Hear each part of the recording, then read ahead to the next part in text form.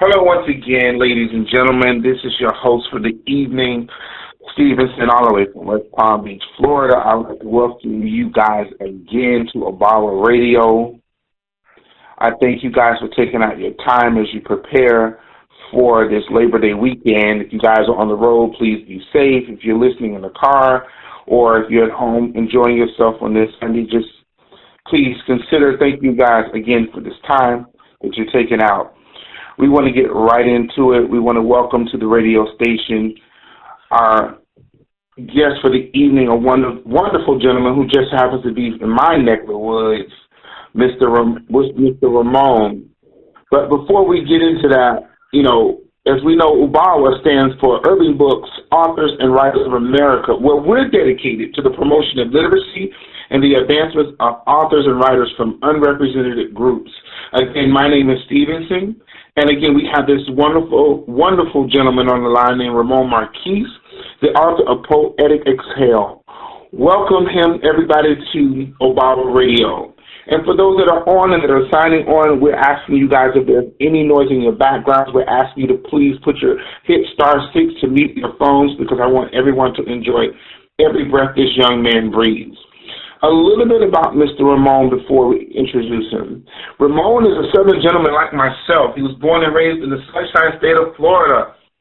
He received his bachelor's degree from the Florida International University, FIU as it's called down here in South Florida, where he became a proud 2005 initiate of Kappa Alpha Psi Fraternity Incorporated.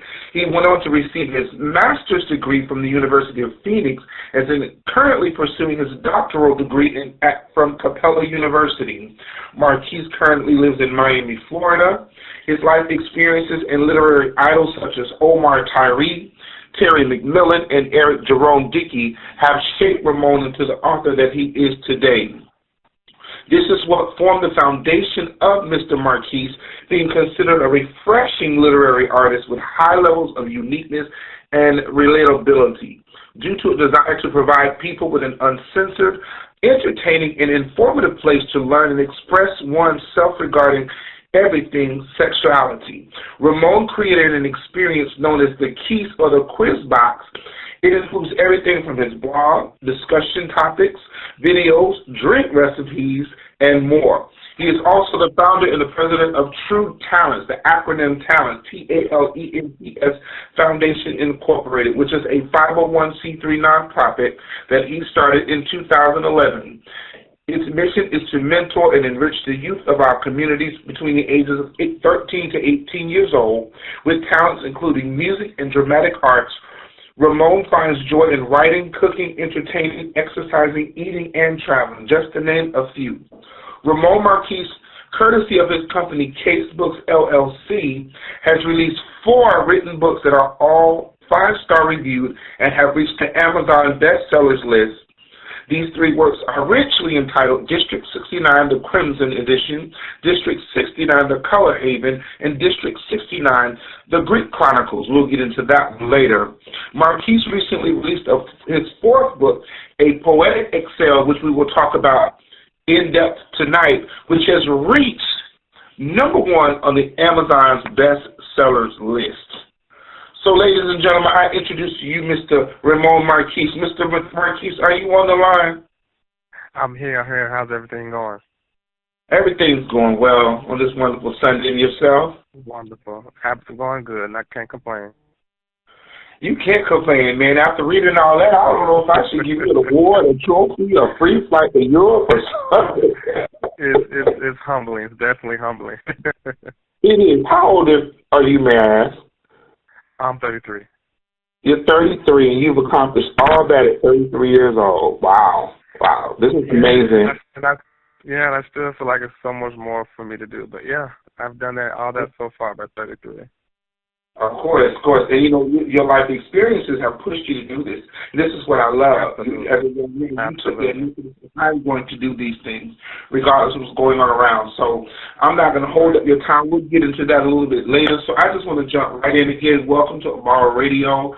All of our listeners, welcome. Everybody, I thank you for being on here, guys. Please just get in depth. Really just embrace this young man that's on this line tonight. So, Ramon, my first question is, when did you first decide that you wanted to become an author? You know, when I was going to FIU, I used to always have these very interesting conversations with people where they would be very entertained, no matter what it was that I was talking about. I guess because of my verbiage and how I talk, a lot of people were just entertained. And so I felt like with a lot of the conversation that I was having with my friends, I always felt like if only I could write some of my experiences down in a book. But it was really just a thought that I sometimes would speak out loud. And I remember I would even go so far to say, oh, I want to be the male version of Zane. I was kind of jokingly saying it because even though I wanted to write, that wasn't one of my top goals at the time. And so it wasn't until 2012 when I was on medical leave from work at the time. One of my fraternity brothers I was having a conversation with, when I said, oh, how I want to write about this, that, and the third, and how I want to be the male version of Zane, he was the first person that I had said that to that had actually said, well, why don't you do it, and even gave me an example of how I could go about doing it. So he immediately encouraged me, and that was the first time anyone had done that. And so, you know, this is all in 2012. And so from then on, it was really no turning back. It started off with me just writing certain things for a blog. I started off with the blog, and then it kind of grew from there. I just collecting all these stories and turned it into my first book, and then things honestly just went from there. Okay, so that was recent. Oh my gosh, you've done all this in 5 years. You were 28 years old when you said you were going to do this. Yeah. I'm looking at, and I had to count. I couldn't count that quick. I had to use my fingers. Yeah, I was around that. Yeah, my late 20s. So now, from that point on, it just seemed like everything that you were saying and speaking started blossoming and blooming out of you because it was already in you. It was already in right. You. You were already that person. It's just that it took your frat brother to push you, a medical issue, and situation that gave you the time to say, you know what, I'm going to do it because it's already in me. It was already downloaded in you, brother. You just said, and I think the timing was perfect. The timing was perfect. What was going on around that time, aside from the medical leave, to say, yes, this is it. This is the time now? Just going through a journey where I feel like I had so much balled up inside that I was looking. I feel like at that time I didn't realize what it was, but looking back now in hindsight, I realized what it was. It was just me looking for an outlet to release a lot of things and to get a lot of things off my chest. And I felt like when I first started writing, I was saying that I wanted to help people to embrace themselves and to celebrate themselves. And I'm always talking about sex, love, and matters of the heart. But when I'm verbally saying I want to help others, but in turn, what I really was saying, and I realized that I'm really wanting to help myself. Because as I'm helping other people, or that in my mind, that's my goal, to help other people, I'm not realizing how I'm also helping myself.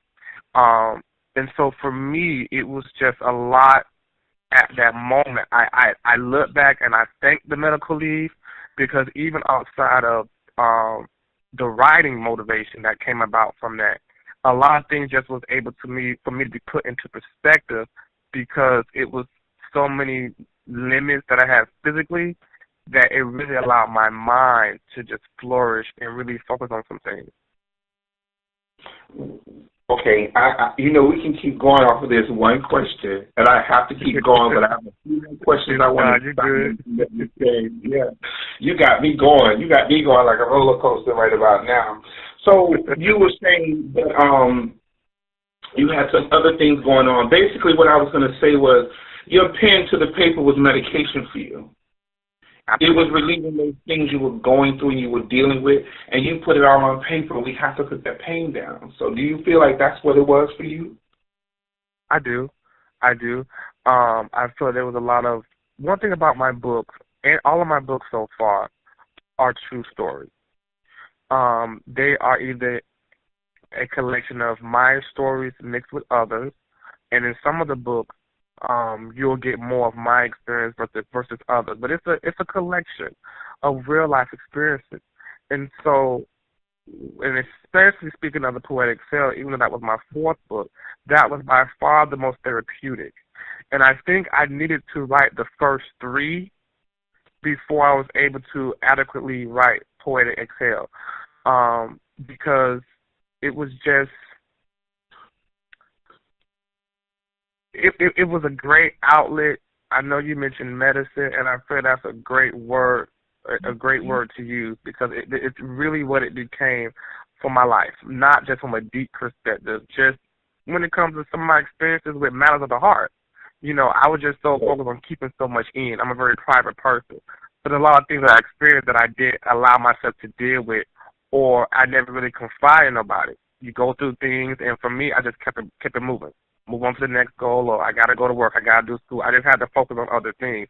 I never allowed myself to really relish in a lot of the experience I had, good, bad, or indifferent. Oh. Well, I want to tell y'all something. Y'all been get the teacups ready. I don't know if you're going to use ice. It's going to be steeped in the cup. You might as well get your agave, your nectar, your raw sugar, because everybody's so health conscious now. So you guys get ready, because we're about to get real deep, because this next question is going to segue to these first three books. Because your fourth book is The Poetic Exhale. You know where I'm going. Yeah, I need to get these books. Let me pull up Amazon while I'm talking to you right now. Oh, my God. So, again, these three books that you have, because you literally talked about my second question. District 69. Okay. The Crimson Edition, District 69, The Color Haven, and District 69, The Greek Chronicles. I'm kind of like pick it up in my heart where these are going. But how did you decide to write on these first three books? I kind of figured out what they are, but I want our audience to know, how did you decide on the idea of this first book, this second book, and this third book? Give it to us raw. Don't play with me, Ramon. I want to know it all. Okay. So, me being a private person and sharing things, in Poetic Exhale, I went really deep on some of the poems. But when I first started writing, I wasn't there yet. And so the easiest topic, and really the most fun topic for me to talk about, is sex. I could talk about that all day long. Some of my friends can tell you. We have some very uncensored conversations. And so I said, okay, whenever I have conversations with my friends, when we're talking about, our different escapades or whatever, it's quite entertaining. And especially when I tell a story, you feel as if you're having a one-on-one conversation with me. You feel you're right there in the midst of what's going on. And so I said, you know what, I'm going to write from this perspective first. I'm going to touch on just the sex, the love, and matters of the heart. And so, when you talk about erotica, a lot of erotica books is just straight off nonstop sex. Me, I wanted different. I wanted people to go on a journey. I didn't want you to start reading my book, and then as soon as the chapter starts, they already having sex. Well, how did we lead up to this point? So I want to set a stage. I think about some of the old school music back in the day. It told a story. It wasn't like some of the music of today. So for me, that's what I wanted from my stories. I want you to go on a ride and go on a journey with me. And so with the first book, the District 69, the Crimson Edition, the District 69 part, I said, okay, the bulk of these stories, now I had already written the story, but this is the only book where I had already written it before I had a name. And so I realized that the bulk of these stories take place in Miami. And so I said, okay, what about Miami do I find appealing, alluring? For me, it's not South Beach. A lot of people think of Miami, they mind go to South Beach. Me, I'm pretty sure you can relate to that because we kind of live here. We know that there's so much more to Miami besides South Beach. So for me, my favorite part is like Wynwood, the Art District. Those are some of my favorite places. And so I said, okay, the district aspect stood out to me. I didn't want a red light district because I didn't want to, have a playoff words with, the whole TLC zone or the place over in Amsterdam. So I said, well, what can I do with this word, district? And so I said, okay, well, 69 is clearly obvious what that was. Clearly, people. Clearly. So I said, okay, that's not bad. This is 69. I can kind of play along with this. And so when you think about the Crimson Edition, the Color Haven, the Greek Chronicles, with the first book, I said, well, what color kind of stands out to me and is appealing? And so the first color, and people can say, oh, it's because I'm the Greek organization I'm in. I chose crimson. Now, in the first book, these stories have nothing to do with my organization necessarily. Yes, there are some of my stories in that book, and if you knew me back when, you probably can associate certain stories, but I just honestly told crimson just for the specific color. And so with the second book, I wanted to continue with the color theme. And so what happened when I called the Color Haven, I said, okay, I'm going to choose 4 different colors. And each color is going to be attached to a section. I chose white, lavender, black, and azul, which is blue in Spanish. And that's my favorite color. So with each color section, you're going to get a different type of story. And so in the first book, it was strictly kind of like African Americans. It was just more so just urban people. With the second book, I wanted to incorporate some other race. And so with the Azul character, that is strictly all my male characters. Lavender is clearly all my female characters. The white part, I introduce a white character. And so you have some interracial loving that's going on. And then with the black section, that's probably my most uncensored chapter to the entire book. And so with those first 2 books, it's a collection of short stories. And they all present you with this journey, depending on what part of the book you're in. So with Greek Chronicles, a lot of people kept saying, well, being in a fraternity, it is a big part of my life because I wasn't someone that just joined when I was in college, and then when I graduated, it was kind of it. I was still active post-college. So Greek life has always been a big part of my life since I joined 12-plus years ago. And so everybody kept asking me, when am I going to write something about Greek life? Because, there's so much going on besides the step shows and all that kind of stuff. And so I said, you know what? Kind of like an homage to my experiences when it comes to Greek life. And so many of my brothers and sisters I know with Greek life. And for those who went to college, what goes down at some of our parties and things like that. I said, well, let me go along with the Greek theme. And so I decided to call it the Greek Chronicles. And this is the first book where you don't have that much of my real life stories. You do have a few. But you have it's mostly other people that I know. And I mean, you have Caucasians, you have my Latinos, and there's so many different races because there's so many different types of Greek organizations. And so what I did do with the Greek Chronicles is that the first few chapters of the book sets the precedent or the intro to a book that's still to come. So for the first few chapters, it's not short stories. I kind of backed away from writing short stories with the first half of this book. The first half of this book is gonna get you prepared for a book that's to come that I'm in the process of writing right now. And so once I went through part 1, part 2 gets into all the Greek life escapades and what happens at the parties and what happens at the frat houses, and even just on an alumni level, it's just a lot of interesting, sensual type of stories.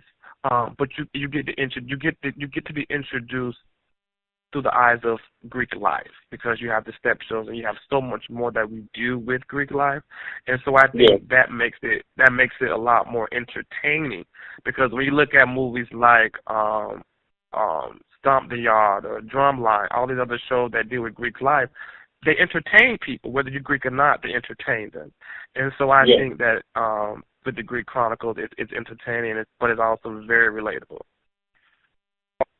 Okay. You have a lot going on in these books. Did you change names to protect the innocent? Absolutely, because you have some people that they now have a spouse, children, respective career choices.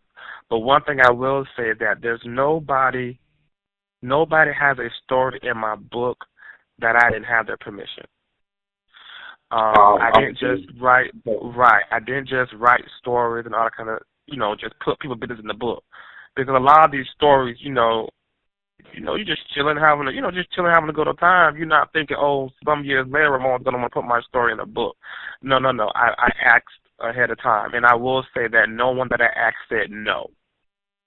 Because I kind of knew who to ask and who not to ask.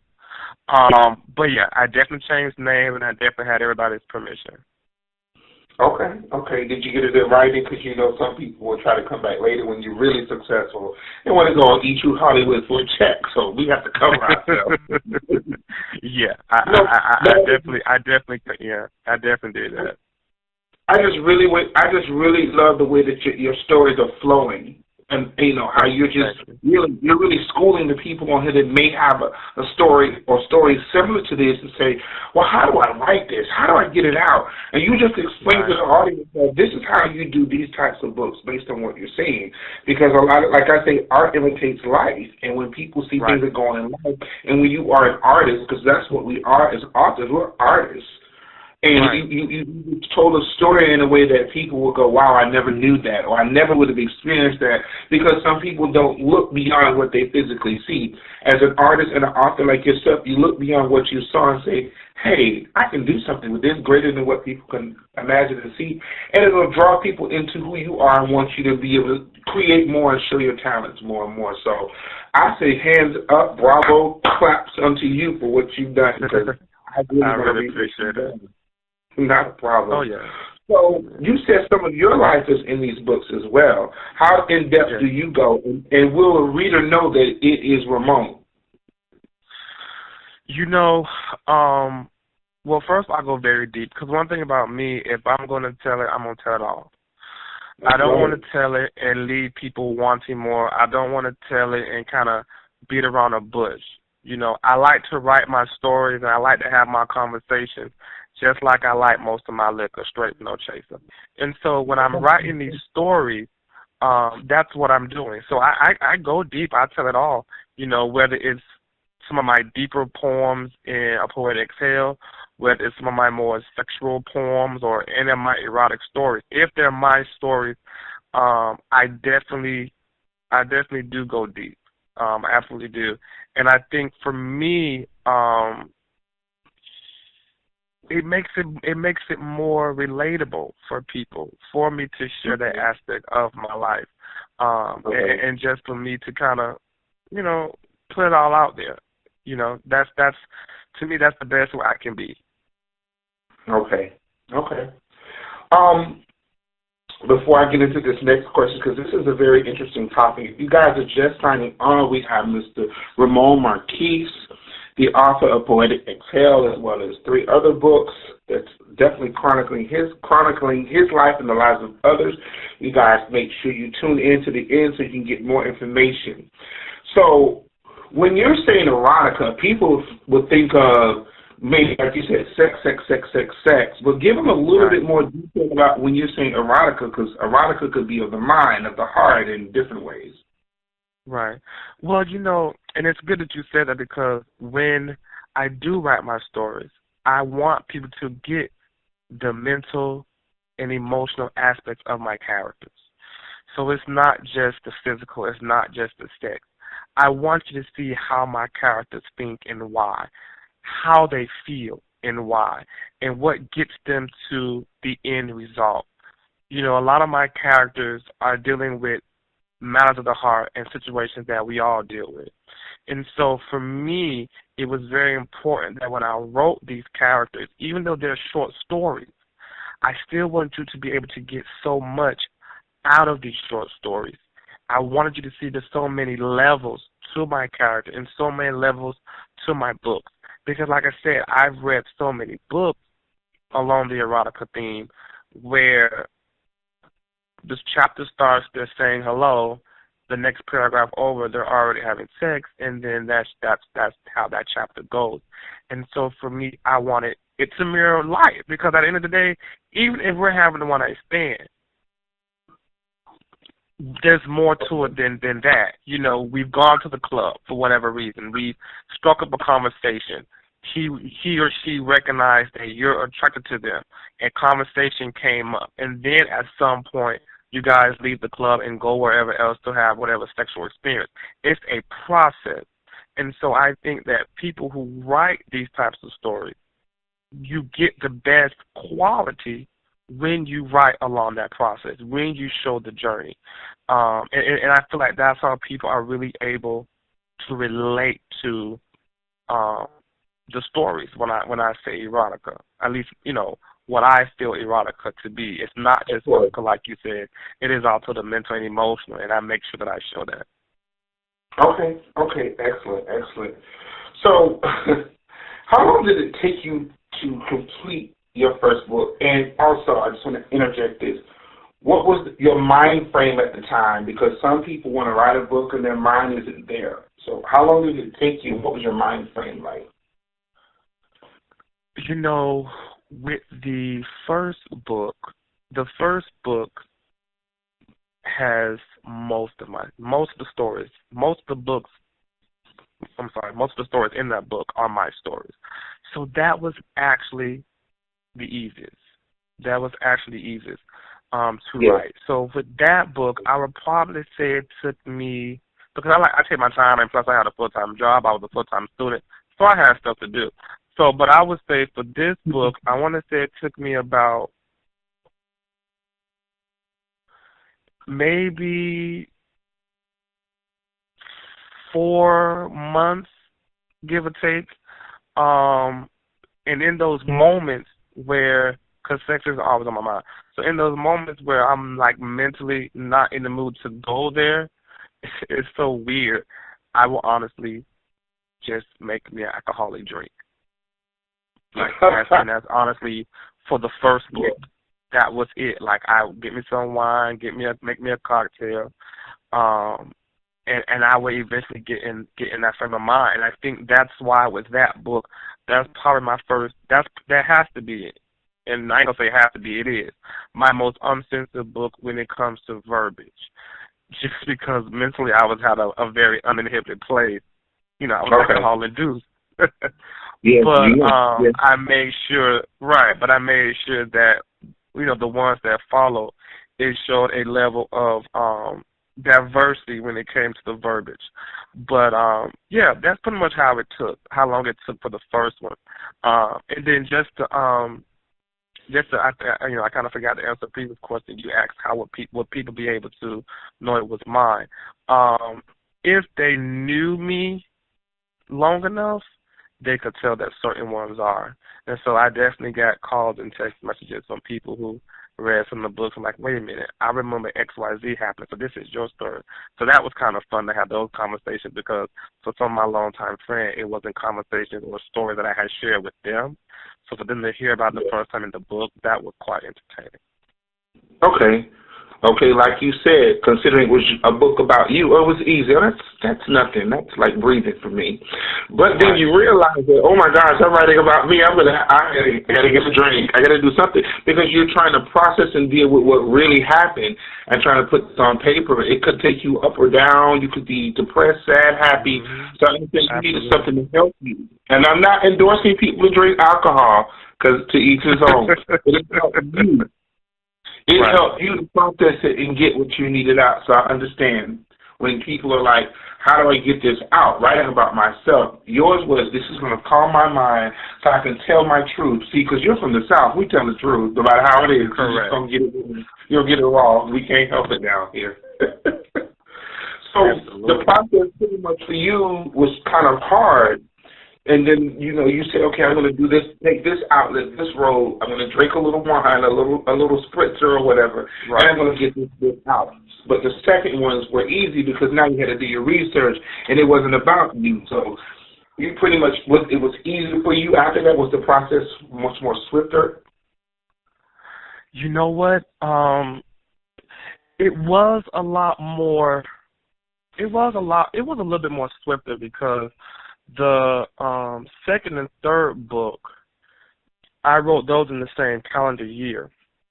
And so with the second one, The Colored Haven, that was so fun because, I have a character in there called Antoinette, and a friend of mine, she really wanted me to write about her in one of my books. Like when she read the first one, she was determined to have me write about her in my book, and she gave me all these stories I could write about. And some of her stories dealt with interracial, dealt with her being with the black guy, and she's from Antigua. And so that's what really motivated me to incorporate a Caucasian character in my second book. And so it was easier because it's kind of like, I don't want to say the stories poured in, but in a way it kind of did, because after the first one came out, a lot of my friends, they really was open to me sharing their stories. And so it was easier. It was a lot easier just because the flow was better. I got in the first one out the way. And so there was just even more of a freedom when it came to writing these types of stories, because, I'm born and raised in the church as well. So I caught a little comments were made after the first one. But nonetheless, like I said, there was just such a freedom for me to write these. I didn't care anymore. It was like whatever for, when it came to certain types of people. And so I did the second one. The third one, they came pretty quickly. And with the third one, like I said, because I'm Greek, it allowed me to help the second and the third book kind of come full circle or come together perfectly, because I will write the bulk of other people's stories, and then I would just throw some of my own experiences to kind of make it complete. But I will say the second and third one was a lot easier, just because, for example, with the first one, it was mostly my stuff. So I had to really kind of think, not to say that I had a lot, but, when I look back over my experiences, it was kind of hard deciding which ones I wanted to share. Now, once I decided which ones to share, it was easier to write them. But that what kind of prolonged the first book more than anything else, was me deciding which ones are my stories I want to share, because some I probably still want to keep private. Whereas with the second and third book, the stories kind of were presented to me, and so it was easier for me to decide which one's going to be in the book. So that's why the second and third one came a lot easier. Okay. So since we're still on the subject of, now you're at the end of this book, tell the people about Poetic Exhale, because Whitney Houston popped in my mind when I heard Exhale. That's one of my favorite shows. But tell the people about Poetic Exhale. What was it about, so they can get into this. What? It's so funny you said that, because one of my favorite movies of all time is Waiting to Exhale. Whitney Houston, one of my favorite people of all time. That soundtrack is my favorite soundtrack of all time. And there is a part in the movie where Whitney's dancing with the guy that she met on New Year's Eve, and she says a line to the extent of how, she closed her eyes and, she exhaled. And so that's honestly part of how I came up with the title of Poetic Exhale. So, I'm at a point where, like we discussed earlier in the interview, going through some things internally and externally. And so the first book, second book, third book allowed me to get certain aspects of me out. It also allowed me to get more comfortable with not being so private. And what happened was, with each book, the response grew. And what I also loved is how rewarding or how positively affected people were when they read the books, or if I was doing some kind of event, just how people would be affected, especially when it comes to just the transparency and how some of the situations mirror some of their own situations or desires. So now I start to recognize that people really are connecting with my work. And that's a rewarding experience for any artist. And so I started to get to a point. Poetic Exhale was written in 2015. Poetic Exhale was written in 2015. And at this point, I'm at a place where I feel myself evolving more. I feel a shift going on inside. I am noticing that when I share certain life experiences, and we're not talking about sex and matters of the heart, we're talking about more serious stuff. When I'm noticing that I'm sharing certain experiences, I'm noticing that not only are people able to be positively affected, but I'm being released of some things that I didn't realize was kind of holding me back or was hurting me internally. And so for me, I felt like I needed a place to release. I felt like poetry was the best way because there's no restrictions. Whereas when you're writing a story, you worry about verbiage, sentence structure, you worry about all that kind of stuff. But whereas with poetry, there's a freedom and there's a joy. And that's something that I felt would be a good vessel or a good vehicle for me to go on this journey of releasing myself of certain things. And so the Poetic Exhale, I tell people, is my poetic biography. I talk about things that either only certain close people know about, or I talk about things that no matter how close you were to me, some people didn't know about. And words cannot express how much it benefited me writing a Poetic Exhale because, yes, I talk about some, I got some sensual poems. I got some poems that are about some of my, sexual escapades. Just because I didn't want the book to be entirely heavy. I didn't want a book that was just full of deep personal stuff. I wanted to kind of lighten the mood a little bit. And so I have some of those poems. But I do have poems where I talk about some of the health stuff and some of the spiritual stuff and some of, I talk about self-esteem. I talk about suicide attempts. I talk about wanting to die. I talk about my personal freedom of freeing myself of certain things. And I felt like when I finally allowed myself to exhale, when I finally allowed myself to talk about stuff, I became the best me that I've ever been. And I felt like it allowed me to be a better writer, a better man, all around just a better person once I allowed myself to talk about it and to exhale. So that word exhale holds so many meanings for me, but that's where that particular book comes from. Awesome. I think you just ate up the last 10 of my questions.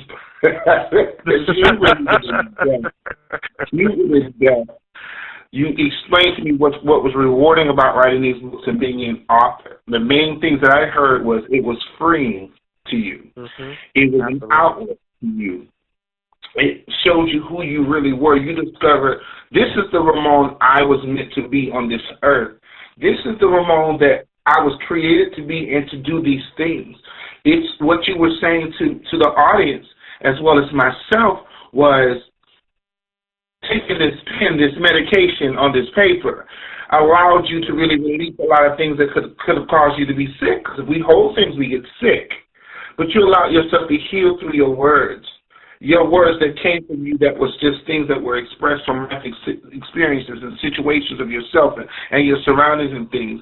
It caused you to say, wow, people are drawn to what I'm saying. I love being an author. Therefore, I'm going to keep doing this because it's my lifeline. It's giving me life. It's reviving me. It's helping me, but it's helping others.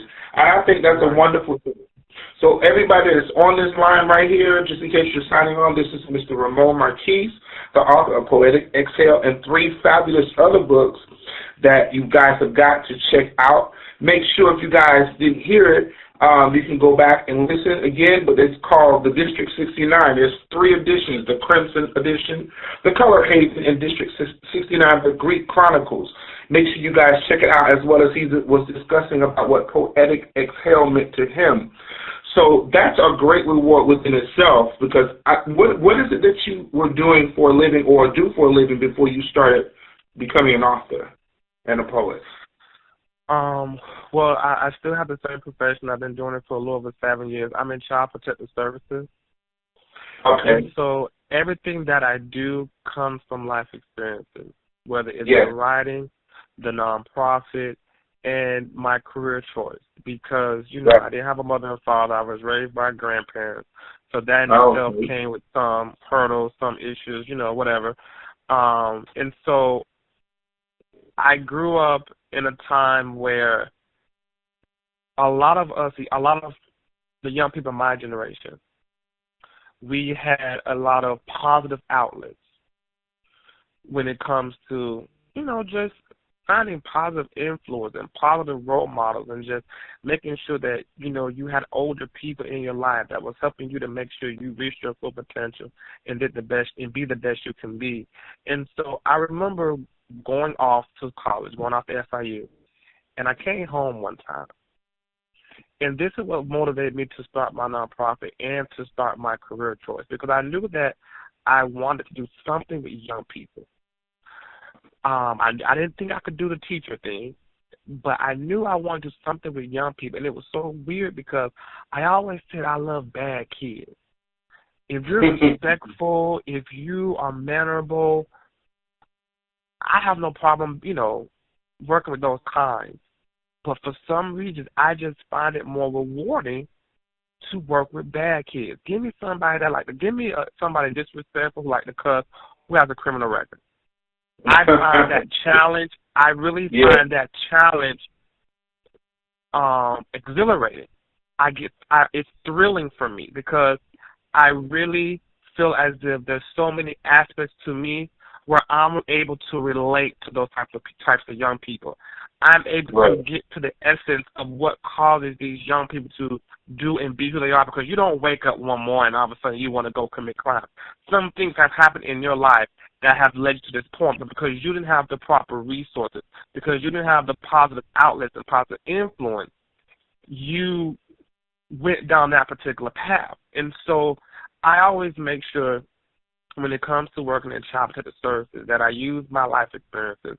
And because I'm still fairly young, and even when people look at me, they don't think that I'm the age that I am.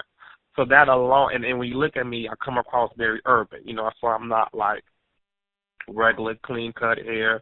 I've had the mohawk. I've had different types of hairstyles, get the little designs on it. And honestly, I think being in my field, that has helped me, because when it comes to dealing with certain demographics of urban youth, they you're need relatable. to be able to relate to you. Exactly. Yeah. And so I'm not just, don't get me wrong, I got the three-piece suits and I know how to dress them, but when they see me and they see I'm dressed just like them, I'm not the lowrider, but they see that I'm dressed in similar clothes to them, I can rock to the same type of music as them.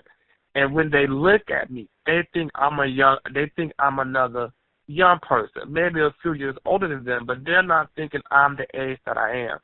And so it all has benefited me. And so I've been doing chaplain service for about 7 years, and I think regardless of where the books and the blogs take me, I'm still going to always be doing something that has to do with young people.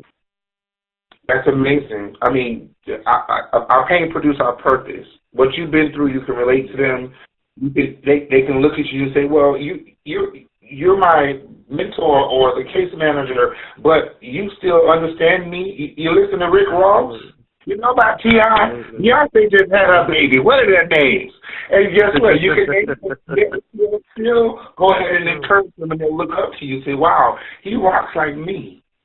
Yeah. But I look up to him because, they can get that stigma of you got to have a suit on and you got to be this and you got to be a preacher. No, I am this who I am, and I'm going to be able to help you. So that's a good thing. That's something the kids are the type of people that you're drawn to because you were created to handle them and deal with them and encourage them. And I think that's a great thing, because I've been in those situations, and I've seen people where I have to encourage because you do it through your life experiences. So I think that's absolutely awesome. Thank you. So in the midst of all your writings and everything that you were doing, did you ever feel like you wanted to give up? And if you did feel like you wanted to give up, what made you caused you to want to give up? It never was a moment where I felt like I wanted to give up. But it was moments where I felt like people can't be trusted. Because, I'm self-published, but I wasn't always self-published. I started off being with publishing companies, not the mainstream, but I was with publishing companies. And, people approach you because they see you have whatever potential. because they see you have whatever following or interactions on social media, and they come to you as if they can do this, that, and the third for you from a publishing and marketing standpoint.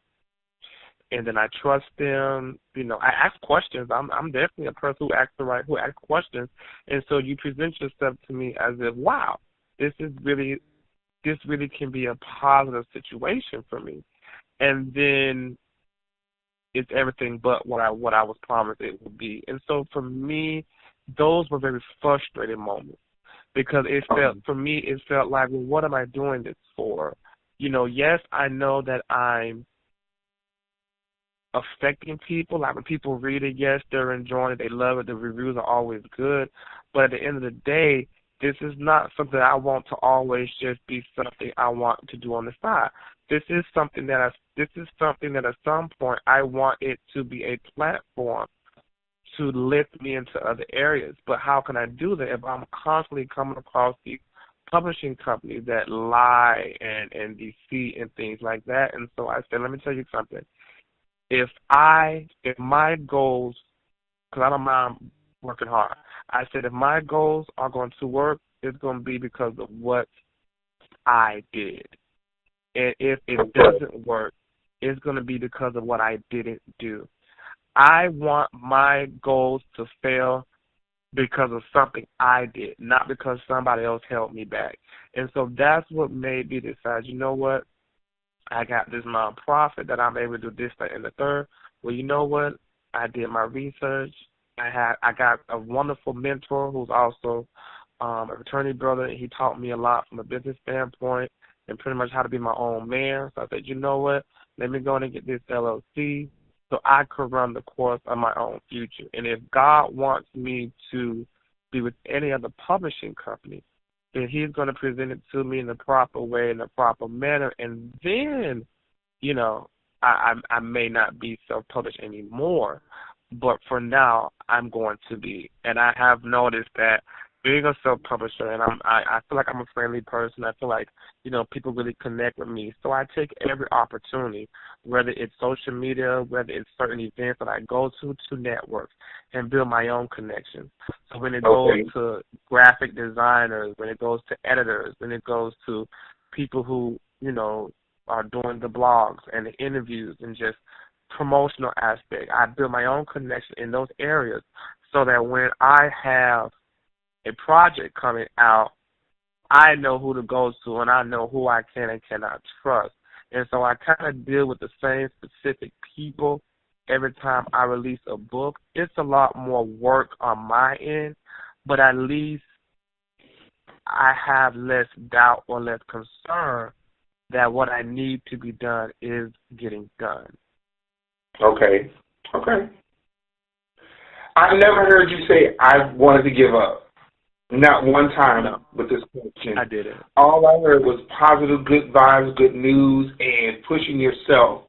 You were telling the audience, as well as myself, because I'm a part of the audience, that I decided to become self-published. I decided to wait to sign up with a publisher to see how I can get myself out there before I get involved in a contract that may or may not work for me. So you found ways to really put your book as the #1 bestseller. I'm ready to take some notes because you keep jumping it from question to question to question, and I haven't even gotten that yet. But I love that we on sync here. So since you brought it up about your book and how you were self-published, you went through social media. What other ways are you actually helping? The ways that you're like the business side of you really getting your book out there, because we want to know how you becoming the #1 bestseller. And how long has your book been out? 4 years now, 5 years now. 5 years, and you hit the #1 bestseller on Amazon. On my fourth one, yeah. Yeah. It was okay. #1 in 2 categories. Hold on, y'all need to refresh y'all tea, put some agave, nectar, raw sugar, whatever. Some people don't want to do. This is part 2 right here, because we're really trying to get this in. So tell the people about the business side of it. Okay, so I love social media. Social media has definitely allowed me to network and get my book out there. As anyone knows who use social media, you can get something out there to God knows how many people at one time. And so yes, social media has definitely benefited me when it comes to spreading awareness. I do the whole teasers and things like that. I've done giveaways, and all those are wonderful. I have my own group on Facebook that I eventually started where I get people engaged with not just the book, but just everything that I talk about in my blog: pop culture, sex, love, relationships. Things are educational and things are entertaining. The reason why I think the blog is so important to go along with the book is that I want people to realize that this is not something that is just a hobby for me. My purpose with my book is to entertain, enlighten, and to educate people. And so I make sure that when I'm not writing books, that I'm constantly uploading my blog to go along with what this objective for me is. And I think that it maintains my validity as an author and as a writer and someone who is generally out there looking to help benefit and entertain people. And so I think that the blog is important because it also helps to keep my fans entertained and to keep my fans going. And so it also helps me to gain new friends in between me releasing books.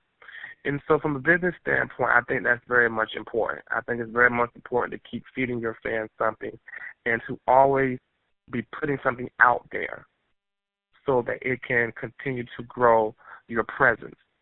But also, one thing that I was told is that when people read your books, they want to know who is the person behind the words, who is the person behind the pages. And they want to know that you know what you're talking about when it comes to the subject matter that's in the book. They want to be able to reach out and touch the author. Because when people can understand backstories behind the story or the backstories behind the author, you are in another way maintaining your validity when it comes to the quality of your work, but you're also allowing people to relate to you more. And when people relate to you more, the trust and support they give you is highly beneficial when you talk about business and people accepting and supporting your work and what you do. And so the way that I do that is that I have events. Yes, I do the book signings, and I've done book signings in Florida. I've gone to other states. But I also do events. So, for example, my first 3 books, they were so heavily themed off of sex, love, and relationships. So I would do a lot of events that were for females only.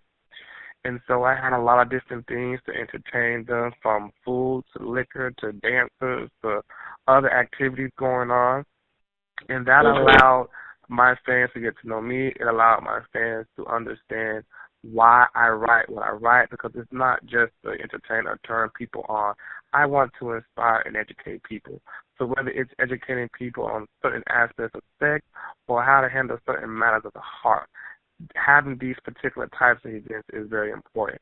And so also, for example, with the poetry book, I will go to a lot of spoken word events and do my pieces. I would do a lot of events where I would, for example, do some of my work, but then let's say I would have, this is probably my favorite part, is where I would have my people who will come, the fans, the people who will come and support, write down a question anonymously on a piece of paper. And I would just pick things out at random and give my advice and my insight. And this is just all ties in to what I do with my books and my blog. And so I think that consistency from a business standpoint is very important, because you have to be consistent with your work. You have to, the people have to be able to reach out and touch you. And then you have to make sure that people have a reason to support what you're giving them. What do you bring to the table besides just the words you put in the book? And so when all of this comes into play, that's how you're able to sustain, fans and continue to garner new fans. And so for me, that's what's really helped me from a business standpoint. Yes. Okay. Staying fresh, staying current, staying relative, giving them something fresh and new. Because once you stop posting or putting yourself out there, you can become a thing of the past in like days. With this world, 1 minute you're hot, 1 minute you're not. So what you're saying is you got to keep yourself relevant. You got to push. You got to hustle. You got to really go forth and make it happen until you make it to that level where you don't have to do it anymore, but at least you know the business side of it because you learned on your own. And now and right. Exactly. Yeah, especially with the fourth book, because it was so important, it was different than any other books I'd done. From a marketing standpoint, I wanted to do something different. And so I actually did a small, I guess you say a teaser, a commercial, and that really stood out more than anything else I had done, and that really got people's attention, and it really set the pace for how people received the book, because it was really a stripped-back, transparent aspect to Ramon in a way that you really was able to relate and be entertained. So even with the two books, because my fifth book is finished, I just haven't released it yet, and I'm working on the sixth one. So even with these two books, I already have, a plan and plan as far as what I want to do marketing wise to set the stage for these books, and it's going to be a little different than what I've done so far. I'll still do the social media aspects, the posting and things like that. But yeah, I just want to make sure that every time I release a book, I show my diversity and I show my growth, not just in the books that I write, but also how I present them to the people. Okay, awesome. Listen, we have 2 minutes, and I have to run through these questions. I want to make sure you can give me quick answers because I want to make sure that the people know how to contact you. So, do you have an editor or do you edit your own books? I have editor. You have your own editors. Okay. Who did the art cover? Because I really love the cover art of your books. An amazing graphic designer that I use, his name is Derek Vaughn with Sphinx Imaging. He did all my book covers. Well, not all. He did the most favorite book covers. The first book cover, he did the Poetic Exhale book cover as well. Oh, okay. Okay. Did you ever encounter any writer's block with these books? If so, how did you get past the writer's block? I haven't had writer's block yet, but I've had situations where I'm nervous to write about something, and so that kind of makes me lose motivation a little bit. No, but no, I haven't had writer's block yet. Oh, no, don't say yet. Just, I haven't had it. You're going like fire. So it's like, what writer's block is afraid of you. Like, don't step in his lane. Leave him alone. Leave him alone. So as a man of color, what inspires you the most? As a what? As a man of color, what inspires you the most? Too many to name, huh? What inspires me the most?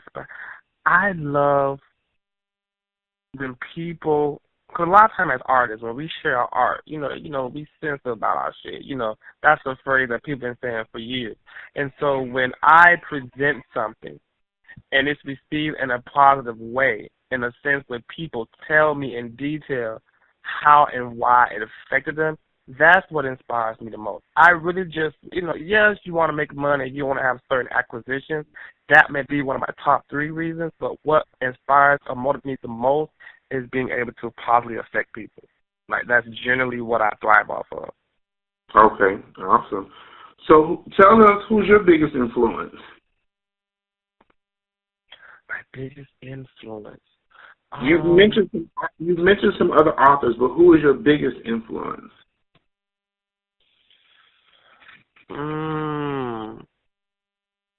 You know what? I have a cousin who is 4 months older than me. Her name is Shanice. And we have been close ever since we were little. And to me, she inspires me because I recognize her hard work. she's always so loving and giving to people, even when they don't deserve it. She's always there for me, like, no matter what it is, she's always been there for me. And so for me, just that generosity, just that love, just that go-getter personality. I mean, she's a single mother, but she's worked 2 jobs. Her child is one of the most smartest things I've ever seen in my life. She's so mannerable. My cousin graduated earlier this year with her bachelor's degree, so she put herself through school. And so just that kind of hard work and dedication really motivates me, because in a way, you know, my family kind of looks up to me or look to me to be this person who is, because I went off to school, I had the education, it didn't look like I necessarily let too many things kind of hold me back. And so for me, I would say my cousin Shanice inspires me a lot. And I don't think I've ever told her that, but just her being who she is really inspires me. I think you should after this call. I really do. Yeah. I really do. I agree. She would love to hear that, because people need to hear when they inspire you, even though they may not think that they do. So we're getting ready to close out. We're getting ready to close out. I just want you to give me one goal that you want to accomplish for yourself in 2017. And what do you have planned next? A goal I want to accomplish. Try not to let the cat out the bag yet, because there's a few things I'm working on. But I will say one thing that I want to accomplish is that I'm really excited for the books that I'm working on. And so my goal is to definitely release them, but release them in a way like I've never done before. I'm so excited for these 2 books. I feel like they're totally 2 different books that have nothing to do with each other, but I feel like they're going to really positively affect people in different ways. One is more like a self-help. One is my first full-length urban fiction. And so I'm very, very proud of that, because I'm so used to just writing a bunch of short stories or poems. So for me to write a full-length fiction, I feel that's a huge accomplishment. So for me to release that, I would definitely say that's a goal as we have these last few months in 2018. What was the other question? I'm so sorry. What do you have planned next? Yes, what I have planned next. So I have these 2 books that I'm working on, but I want to continue to grow my blog. And so I want to do more events. I'm working on doing a pop-up shop for all of my books. And then I'm also working on some merchandising situations that these books have opened the doors for. And also, I'm also recently started being the co-host of some podcasts with an organization called Papachulo Radio. And so I'm very excited to be getting my footwear as a co-host. And one day I do hope to have my own. But right now with Papachulo Radio, I am a co-host for a few of their podcasts. And so that's what's next as I try to, broaden my horizon and extend that resume. Expansion on those gifts. Exactly. Okay, so finally, this is the dessert right here. How can readers and others in the literary community reach you? Give them the information how they can find you. Social media, website. Okay, so my website is www.ramonmarquis.com. That's RamoneMarquis. Ramon Marquis is also my handle on Twitter, and it's also my handle on Instagram. My LLC has its own Instagram, and it's Case Book. And then I have my own nonprofit, as we stated, and their name on Twitter and Instagram is TT Foundation and the number 5. Also, I'm on Facebook, and that's Ramon Marquis, RA''MONEMARQUIS.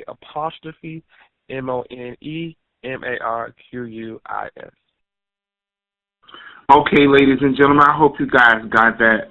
If not, you can go and play this back, and you can get all of this information. Ramon, it was truly a pleasure. I really appreciated this conversation. It was in-depth. It was deep. I can tell you're a poet, you're a writer, because the way you stress your words. I appreciate you. Ladies and gentlemen, you guys show your love to Mr. Marquis. Make sure you guys follow him, check him out, purchase his books, and full-on support him. Again, my name is Stevenson. I'm your host for the evening of Obama Radio. I want to thank you guys again. Have a great week. As I always say, same time, same place.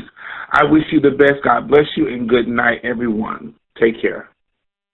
Bye-bye. Take care. We'll be in. All right. All right.